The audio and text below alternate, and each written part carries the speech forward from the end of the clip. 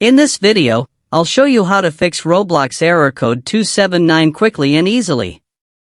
If this guide helps you, don't forget to leave a like and subscribe for more Roblox tutorials. The first thing you should do is check whether Roblox is experiencing any server issues.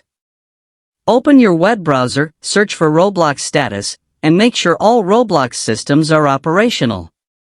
If there is a server outage or maintenance in progress, you'll need to wait until Roblox resolves the issue. If the servers are working normally, the next step is to troubleshoot your internet connection. Open the Start menu, search for Troubleshoot Settings, and open it. Click Other Troubleshooters, then find Network and Internet and click Run. Windows will now check your network for any problems. If an issue is detected, follow the on-screen instructions to repair it. If no problems are found, you'll see a message confirming that your internet connection is working properly.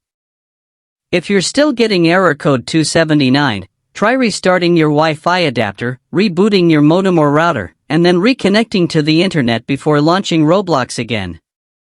If the problem continues, be sure to check out my guide on fixing Roblox Error Code 268, as several of those troubleshooting methods can also help resolve error code 279. Hopefully one of these solutions fixed your issue. Thanks for watching, and I'll see you in the next video.